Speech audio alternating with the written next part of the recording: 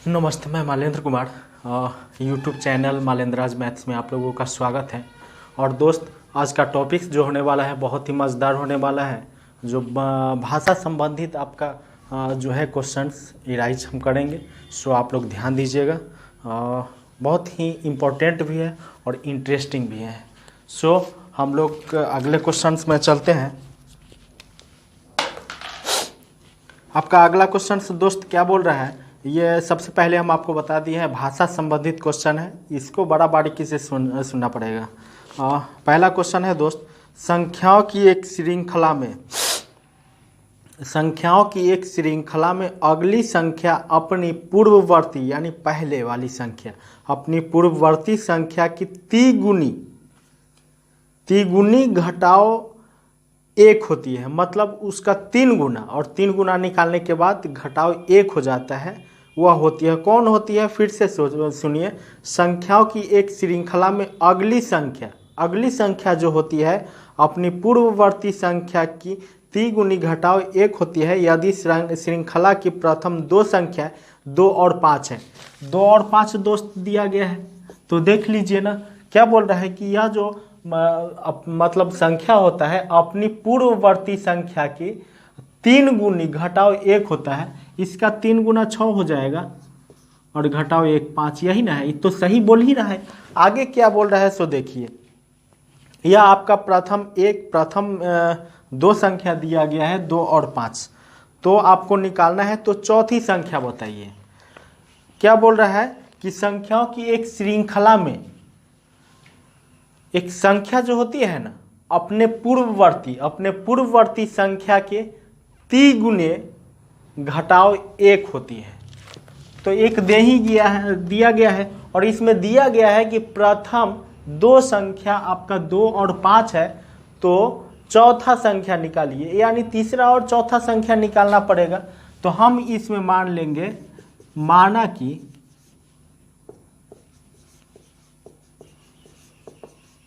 तीसरी संख्या बराबर x। अगर तीसरी संख्या x है तो x किसके बराबर है? तो इसके पहले वाला संख्या यह है 5। 5 में से इसका 3 गुना, पूर्ववर्ती संख्या की 3 गुनी घटाओ 1, मतलब x बराबर 15 माइनस 1 यानी 14 हो जाएगा। 14 हो जाएगा वो तीसरी संख्या। जब यह 14 तीसरी संख्या हो जाएगा तो फिर चौथी संख्या क्या हो जाएगा? देखिए दोस्त, सोचने वाली बात है। जब पहली संख्या आपका 2 था तो दूसरी संख्या आपका 5 है। दिमाग लगाइए ना, 2 तिहाई 6 और 6 में से 1 घटा दिए। फिर यहाँ पर 14 है तो 5 तिहाई 15, 15 में से 1 घटा दिए 14। तो इसका भी 14 गुने 3 और माइनस 1 कर देंगे। 14 दूना 28, 14 तिहाई 42 हो जाएगा। 42 माइनस 1 यानी 41 आपका हो जाएगा। ऐसा क्वेश्चन में आपको भाषा समझना पड़ेगा दोस्त। फिर चलते हैं अगला क्वेश्चन।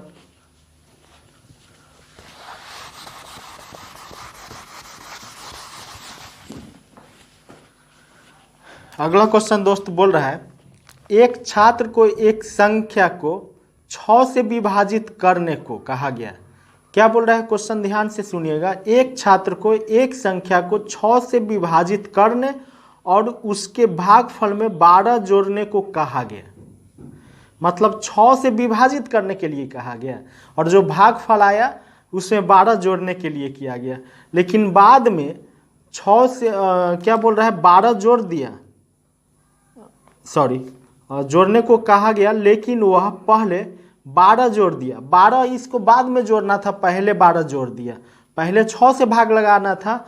और क्वेश्चन क्या बोल रहा है कि एक लड़का को जो है ना किसी संख्या में 6 से विभाजित करने को कहा गया और 6 से विभाजित करके जो भागफल आता है उसमें 12 जोड़ना था। लेकिन यह लड़का करता क्या है कि पहले ही 12 जोड़ देता है और जो भागफल आता है उसमें 6 से भाग दे देता है। तो क्या बोल रहा है, तो उसका उत्तर भी आ जाता है 112 आता है। तो सही उत्तर बताइए। इसका सही उत्तर देखिए ना, पहले क्वेश्चन क्या बोल रहे हैं, एक छात्र को एक संख्या को 6 से विभाजित करने को और उसके भागफल में 12 जोड़ने को कहा जाता है, लेकिन वह पहले 12 जोड़ देता है। तो देखिए पहले हम लड़का के हिसाब से ही चलेंगे। वह संख्या रहा होगा x में वह लड़का 12 पहले जोड़ देता है, पहले 12 जोड़ देता है, फिर 6 से वह भाग दे देता है, तो उसका आंसर भी आ जाता है 112। 112 ही आता है। देख लेते हैं, x + 12 बराबर आपका हो जाएगा 6 दूना 12 और 66 से 68 हो जाएगा। तो x बराबर 672 - 12 मतलब आपका 0 हो जाएगा, 167 और यहाँ 660 हो जाएगा संख्या। जब संख्या 660 है तो अब वास्तविक में निकालना कैसे है उसके अनुसार हम निकालेंगे। पहले हमको 6 से भाग लगाना है, तो 6 से हम भाग लगा देंगे, 110 हो जाएगा। और फिर 110 में हमको 12 जोड़ना था, तो 12 हम जोड़ देंगे, तो हो जाएगा आपका 2, 1, 1, 2 और 122 आपका आंसर हो जाएगा।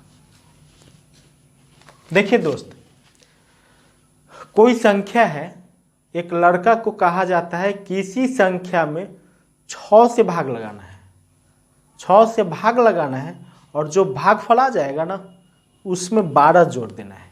लेकिन वह लड़का क्या काम करता है कि पहले उसमें 12 जोड़ देता है और जो योगफल आता है 12 जोड़ने के बाद जो योगफल आता है उसको 6 से भाग लगाता है, तो उसमें भी उसका एक आंसर आ जाता है 112। तो पहले हम लड़का के अनुसार चलेंगे और लड़का के अनुसार जब चलेंगे संख्या को x मानते हुए तो परफेक्ट है कि x का वैल्यू आ जाएगा। x का वैल्यू आ जाएगा तो फिर हमारा जो जिन्यून है उसके अनुसार चलेंगे। तो देखिए ना, हम x मान लिए हैं, लड़का पहले 6 से भाग न देकर पहले 12 जोड़ देता है और योगफल में 6 से भाग दे देता है, तब पर भी भागफल उसका 112 आ जाता है। तो यहाँ पर 1 लगाकर तिरछा गुना करेंगे हम, तिर्यक गुना, तो यहाँ पर देखिए x + 12 हो जाएगा और 6 में 112 से गुना करेंगे 672 आ जाएगा। x बराबर 672 - 12 यानी 660 आ जाएगा। अब देखिए यहाँ आपका कहानी खत्म हो जाता है, यह संख्या हमको निकल के आ जाता है। अब जिन्यून में करना क्या है, तो पहले हमको 6 से भाग लगाना है, 6 से भाग लगा दिए तो 110 आ गया, बारी बारी से चलते हैं, 110 आ गया। अब 110 में क्या जोड़ना है, 12 जोड़ना है, तो आपका 2, 2 और 1, 122 आ जाता है। बहुत ही आसान है, बहुत ही इंटरेस्टिंग है। बस भाषा वाला में तो 2 काम पर फोकस करना होगा। पहले आपको क्वेश्चन सही से पढ़ना होगा और जो क्वेश्चन बोल रहा है उसके स्टेप बाय स्टेप बैठाना होगा, अरेंज करना पड़ेगा। आंसर आपके हाथ में होगा।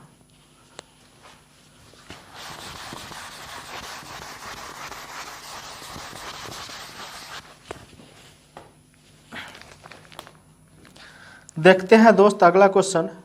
अगला क्वेश्चन दिया गया है 5A7। 5A7 में 335 जोड़ा जाता है, तो जोड़ने पर 8BA आता है। अब क्वेश्चन देख लीजिए, 5A7 में 5A7 में 335 जोड़ने पर 8BA प्राप्त होता है। 8BA संख्या 3 से विभाज्य है। अब बोल रहा है कि यह जो संख्या है ना वह 3 से विभाज्य है, मतलब 3 से कट रहा है। इसका मतलब the sum of total digit is divisible by 3, यही होगा। मतलब तीनों संख्या का योग अगर 3 से विभाजित हो रहा है तो वह कटेगा, मतलब 3 का मल्टीपुल है तो वह कटेगा ही। तो ए का अधिकतम संभव मान बताइए। अब इसमें क्या करना है दोस्त, देखिए आप इतना जान जाइएगा, 7, 5, 12, 7, 5, 12 है, यानी ए के जगह पर 2 दिया गया है। अब यहाँ पर दोस्त हम चलेंगे, क्या चलेंगे, यहाँ पर 8 और 2 10 हो जाता है और यहाँ पर अगर 2 हम बैठाते हैं तो यह क्या हो जाता है, 12 हो जाता है। मतलब यहाँ 10 +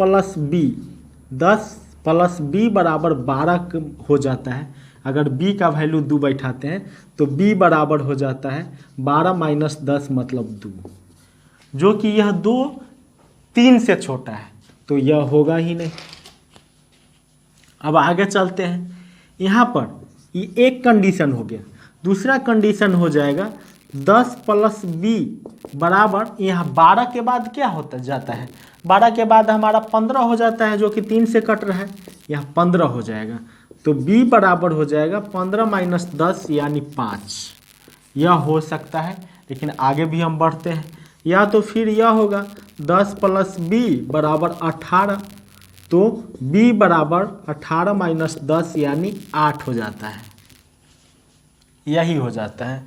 तो अब इसमें चलते हैं दोस्त, हम 1 मिनट इसमें क्या ध्यान देंगे, 7 × 5 = 12 हो जाता है, a का मान यहाँ पर 2 हो जाता है, 7 × 5 = 12, क्लियर नहीं होता है। अब यहाँ पर देखिए a का मान यहाँ पर 5 है, यहाँ पर b का मान यहाँ पर 5 है और b का मान यहाँ पर 8 है। अगर यहाँ पर b का मान अगर एक बार 5 रखते हैं, इसका मतलब यहाँ पर a का मान 1 होना चाहिए। सोचने वाली बात है कि यहाँ 7 और 5 = 12 हो जाता है, तो हासिल है कि यहाँ 4, और यहाँ अगर 5 है तो यहाँ हमको 1 रखना होगा, जो कि हमारा ऐसे ही फॉल्स है, तो यह हमारा गलत हो जाएगा। अब यहाँ पर देख लीजिए, अगर b के जगह पर 8 होता तो यहाँ पर देखिए b के जगह पर अगर 8 होता, अगर यह 4 है तो यह भी क्या होता, a का वैल्यू 4 होता, तो a का वैल्यू यहाँ पर 4 हो सकता है। आपका आंसर यही होगा। क्यों? क्योंकि यह तो ऑलरेडी 3 से आपका छोटा है, नहीं हो पाएगा। यहाँ पर भी देखिए a का वैल्यू यहाँ पर क्या, अगर 1 रखेंगे तब यहाँ पर 5 हो जाएगा, a का वैल्यू 1, यह सूट नहीं कर रहा है। तो अब देख लीजिए, क्योंकि बृहत्तम बोल रहा है बड़ा से बड़ा, तो यहाँ पर 8 कर देंगे, तो 8 यहाँ पर b का मान 8 कब होगा, जब यहाँ पर ऑलरेडी 4 है, ये है 7 × 5 = 12, तो ये ऑलरेडी 4 होगा, तो यहाँ पर 4 चाहिए, मतलब a का वैल्यू आपका 4 होगा।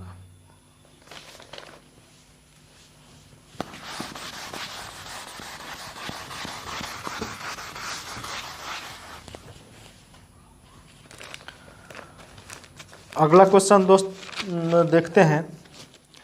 3 धनात्मक संख्याओं में पहली तथा दूसरी का गुणनफल 42, दूसरी और तीसरी का 56 और तीसरी और पहली का 48 है, तो तीसरी संख्या बताइए।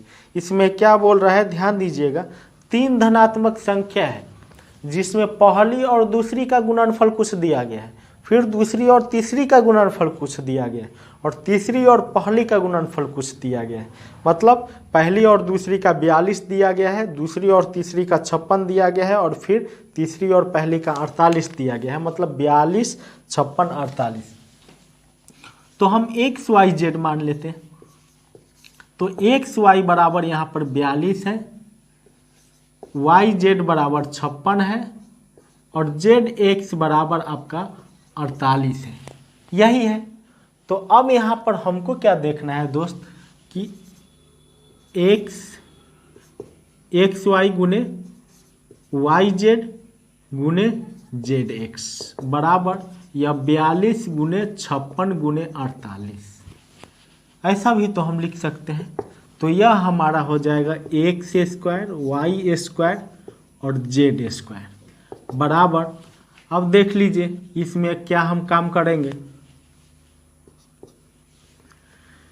7 × 6 = 42 हो जाएगा, 8 × 7 = 56 हो जाएगा, 8 × 7 = 56। तो अब 8 हो गया, तो इसको 2 गुने 2 गुने 2 लिख दीजिए, और यहाँ 8 × 6 = 48, यही हो जाएगा। तो X² Y² और Z² तीनों स्क्वायर में है, तो इसको हम लिख सकते हैं XYZ का होल स्क्वायर बराबर। अब यहाँ पर दोस्त क्या ध्यान देना है, थोड़ा सा यह समझिए।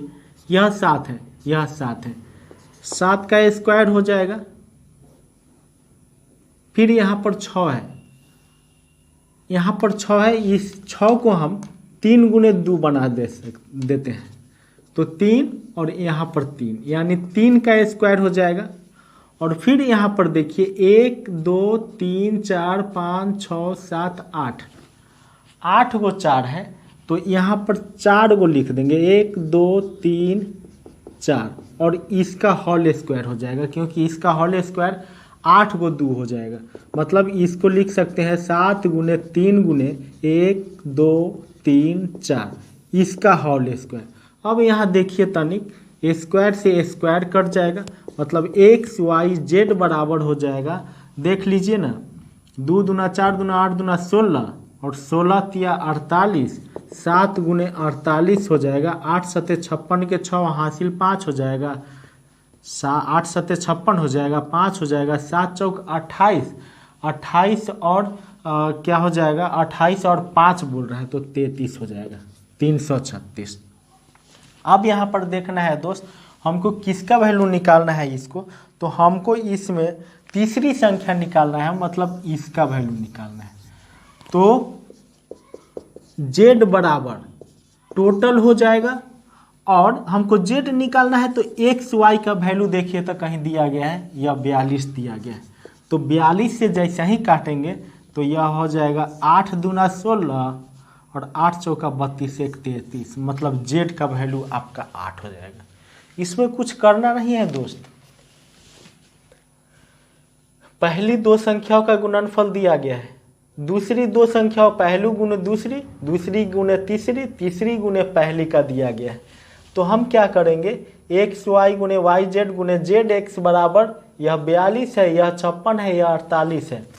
तो अब यहाँ देखिए, यहाँ से x और यहाँ x है, एक्स स्क्वायर, यहाँ y है, यहाँ y है, y स्क्वायर, यहाँ z है, यहाँ z, z स्क्वायर बराबर।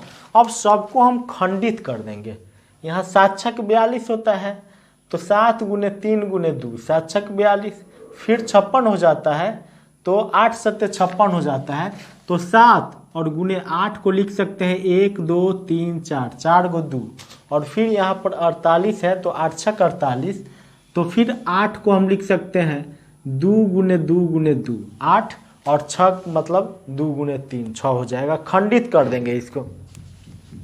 अब यहाँ पर देखना क्या है कि यहाँ 7 का स्क्वायर हो जाएगा, 7 का पावर 2, 2 गो 7 है, यहाँ पर फिर हो जाएगा 3 का पावर 2 हो जाएगा, 2 गो 3 है, और यहाँ पर टोटल 1 2 3 4 5 6 7 8 गो 2 है, तो 4 गो 2 लिख के इसका स्क्वायर हम लिख सकते हैं, तो वो 8 गो 2 हो जाएगा।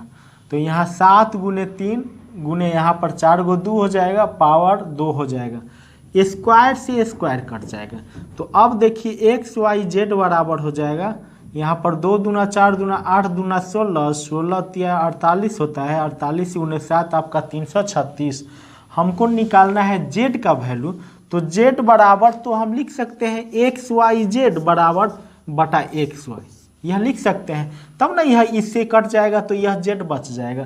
तो एक्स वाई जेड का वैल्यू आपका 336 निकल के आया, और यहाँ एक्स वाई का वैल्यू ऑलरेडी दिया गया है 42, तो 336/42 हो जाएगा, 8 टाइम्स कट जाएगा।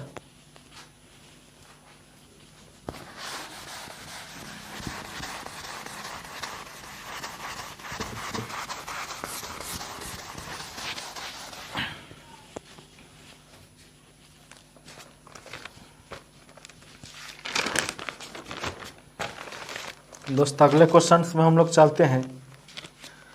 अगला क्वेश्चन बोल रहा है दोस्त, यदि किसी का 2 गुना करके और उसमें 20 जोड़कर वही उत्तर प्राप्त हो जो उस संख्या को 8 से गुना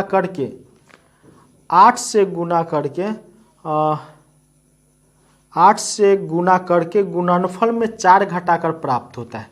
तो देखते हैं क्वेश्चन को, संख्या को हम मान लेते हैं x। क्या बोल रहा है, यदि किसी संख्या का 2 गुना करके और उसमें 20 जोड़कर वही उत्तर प्राप्त होता है जो उस संख्या को 8 से गुना करके, उस संख्या को 8 से गुना करके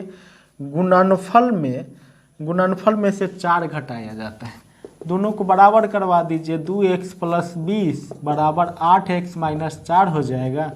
2x माइनस 8x बराबर -4 और -20 हो जाएगा। इधर से आ जाएगा आपका -6x बराबर -24, 6 चौक 24 हो जाएगा। x का वैल्यू आपका 4 हो जाएगा।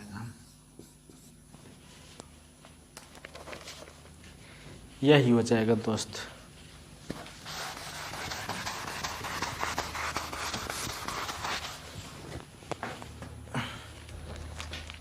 दोस्त बोल रहा है फिर अगला क्वेश्चन, किसी व्यक्ति के पास कुछ मुर्गियां और गायें हैं, कुछ मुर्गियां हैं और कुछ गायें हैं, उनके पैरों की संख्या 140 है, मतलब मुर्गियों की पैरों की संख्या 140 है, और क्या बोल रहा है, उनके पैरों की संख्या 140 है, मतलब दोनों का, मुर्गी और गाय का, और मस्तकों की संख्या 48 है, 48 है। तो हम मान लेंगे मुर्गियां और गाय हैं, तो मुर्गी को मान लेंगे x और गाय को मान लेंगे y। अब यहाँ पर देखना क्या है दोस्त, बोल रहा है कि उनके पास कुछ मुर्गियां और कुछ गाय हैं, मान लिए हैं, उनके पैरों की संख्या 140 है। 140 पैरों की संख्या जब है तो अब ध्यान दीजिए थोड़ा सा, इसके पास मुर्गी जो होता है इसके पास 2 पैर ही होता है ना, तो 2x हो जाएगा, प्लस इसके पास 4 पैर होता है, 4y बराबर 140 हो जाएगा। तो इसमें कॉमन निकाल लीजिए, x प्लस 2y बराबर 140, 70 कट जाएगा, मतलब x प्लस 2y बराबर 70। यह इक्वेशन नंबर 1 इसको मान लीजिए, समीकरण संख्या 1। आगे क्या बोलना चाह रहा है, उनके पैरों की संख्या 140 हो गया, मस्तकों की संख्या 48 है, तो मस्तक तो एक के गो होगा, गर्दन जो होगा एक के गो ना होगा, तो मस्तक हो जाएगा x प्लस वाई बराबर 48 है, शायद 48 है। इसको समीकरण संख्या 2 मान लीजिए। अब समीकरण 1 में इक्वेशन 1 माइनस 2 कर दीजिए, तो पहला समीकरण आपका है x प्लस 2y बराबर 70, और यहाँ पर है x प्लस वाई बराबर 48, माइनस अगर कर देंगे तो यह माइनस और माइनस, तो आपका हो जाएगा y बराबर 8 2 10 हो जाएगा, 4 2 6, मतलब y किसको माने थे, y गाय का माने थे, तो गायों की संख्या हो जाएगा 22। और अब इसके बाद क्या करेंगे, put the value of y in equation 1। Equation 1 कितना है, तो आपका x प्लस 2y बराबर 17 हो जाएगा। x plus 2y is equal to 70 जब है तो आप यहाँ पर y इजकल टू 22 है, तो x plus 2 into 22 is equal to 70 हो जाएगा, मतलब x बराबर 70 और 22 दूना 44 इधर आ जाएगा, तो 4 6 10 हो जाएगा, और यहाँ पर 6 4 2 6, यानी 26 हो जाएगा मुर्गियों की संख्या। क्या दिक्कत है इसमें निकालने में, 10th वाला है, इसको निकाल लीजिए। देखिए यहाँ पर मुर्गियों की संख्या x मान लिए, गायों की संख्या y मान लिए। अब बोल रहा है कि दोनों की पैर जो है ना, टोटल पैर मिलाकर 140 है, तो अब यहाँ मुर्गी को 2 पैर होता है, तो 2x हो जाएगा, और प्लस गाय को 4 पैर होता है, तो 4y बराबर 140, कॉमन 2 कॉमन ले लेंगे, x प्लस 2y बराबर 140, 2 से या 70 बार में कट जाएगा, मतलब x प्लस 2y बराबर 70, यह समीकरण संख्या 1 हो जाएगा।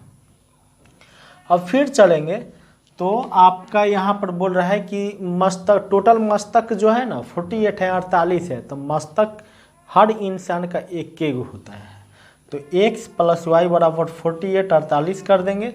अब दोनों समीकरण को घटा लेंगे, घटाएंगे तो आप जरा घटाने से पहले सोचिए ना कि ये दोनों x सेम मिल रहा है ना, x यहाँ भी है, x यहाँ भी है, अगर एगो प्लस में है, अगर एगो माइनस में हो जाता है तब तो कट जाएगा, तो घटा देंगे, समीकरण 1 में 2 को घटा देंगे, तो यहाँ पर माइनस यहाँ पर लगा देंगे, फिर यहाँ पर माइनस जैसे ही लगाएंगे तो पहले से प्लस था, प्लस माइनस माइनस हो जाएगा, फिर यहाँ पर माइनस, यह कट जाएगा, 2y में y घटेगा अगर तो केवल y बच जाएगा, बराबर 70 में 48 घटेगा 22। अब यहाँ देखिए समीकरण 1 में y का मान रखने पर, तो इसी को हम लिखे हैं put the value of y in equation 1। तो x plus 2y equal to 70 हो जाएगा, x प्लस 2y बराबर 70। तो x प्लस 2 गुने y का वैल्यू है 22 बराबर 70, तो x बराबर 70 और यह 22 दूना 44 इधर आएगा तो माइनस 44 मतलब 26 हो जाएगा।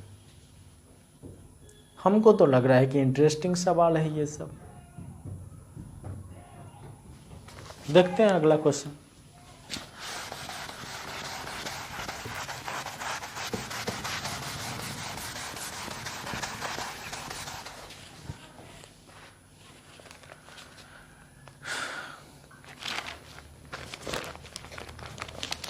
दोस्त अगला क्वेश्चन बोल रहा है कुछ संख्या में घोड़े और उतनी ही संख्या में आदमी कहीं जा रहे हैं। कुछ संख्या में घोड़े भी जा रहे हैं और कुछ संख्या में मतलब उतनी ही संख्या में आदमी कहीं जा रहे हैं, मतलब जितना घोड़ा है उतना ही आदमी है। फिर बोल रहा है आधे तो अपने घोड़े पर बैठे हुए हैं, आधा जो है वो घोड़ा पर बैठा हुआ है, जबकि शेष आधा जो है अपने घोड़े का नेतृत्व करते हुए साथ साथ चल रहा है। यदि जमीन पर चल रही टांगों की पैर की कुल संख्या 70 हो तो बताए घोड़ों की संख्या कितना होगा। देख ली।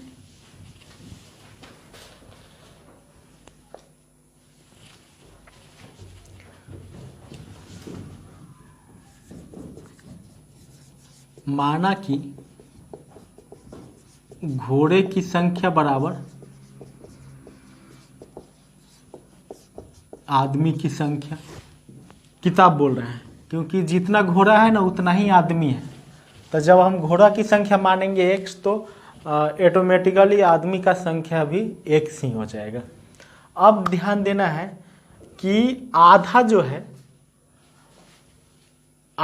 है क्या है, उतर के चल रहा है। तो आधा जब उतर के चल रहा है इसका मतलब x/2 हो जाएगा। ध्यान दीजिए अगर आदमियों का कुल संख्या x है, मतलब यहाँ पर तो दोनों का संख्या x ही मानेंगे क्योंकि जितना घोड़ा है उतना ही आदमी है।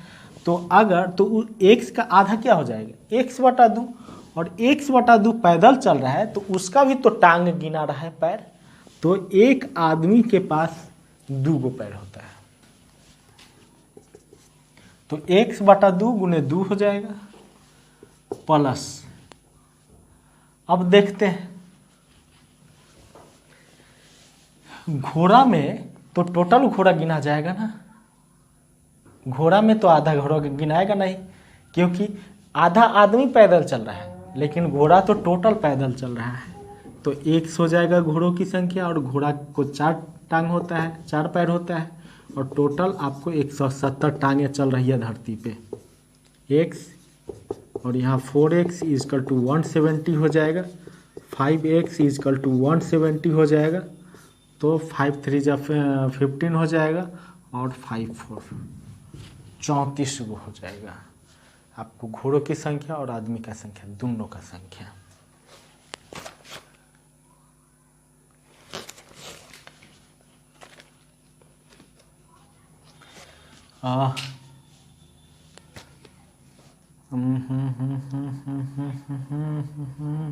सॉरी यहाँ पर एक गलती है, यहाँ पर 70 है, तो 70 जैसे ही हो जाएगा। टांगों की कुल संख्या 170 नहीं 70 है, तो 14 × 25 = 70 हो जाएगा, 14 हो जाएगा। अगर 170 होता तो वहाँ पर जो आया था वही है।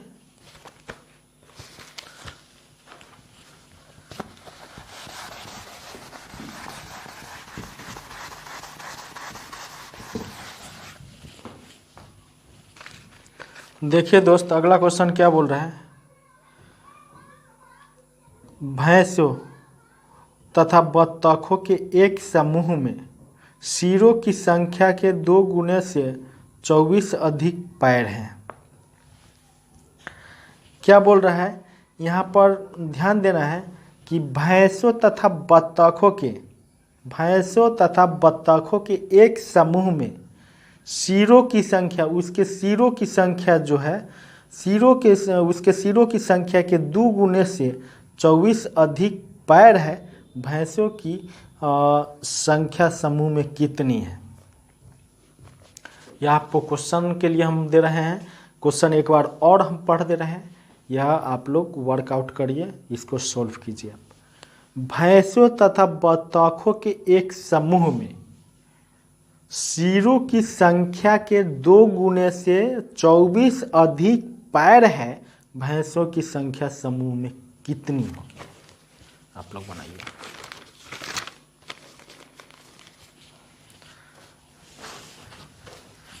बस इसको बनाइए दोस्त, और फिर बनाइएगा ज़रूर। इम्पोर्टेंट क्वेश्चन है और बहुत ही इंटरेस्टिंग क्वेश्चन है। और नंबर सिस्टम जो है अगले नेक्स्ट वीडियो में हम कोशिश करेंगे, लगभग 80% चांसेस है कि हम ख़त्म करेंगे। और अगला आप लोग फिर याद होगा, हम 1 महीना पहले 20 तारीख के करीब बोले थे कि 20 तारीख से रीजनिंग स्टार्ट कर देंगे, लेकिन यह कोई ज़रूरी नहीं है, शपथ नहीं ले रहे हैं। 20 तारीख से 22 तारीख भी हो सकता है, 20 तारीख से 17 तारीख भी हो सकता है, 16 तारीख भी हो सकता है। तो अगर नेक्स्ट वीडियो फिर नंबर सिस्टम का 1 दिन का है, उसके बाद हम लोग फिर इसमें कोई चैप्टर देखेंगे, क्लॉक वगैरह या कैलेंडर जो भी होता है, जो उचित लगेगा उसको हम रीजनिंग स्टार्ट कर देंगे। तो फिर मिलते हैं दोस्त नेक्स्ट वीडियो में। धन्यवाद।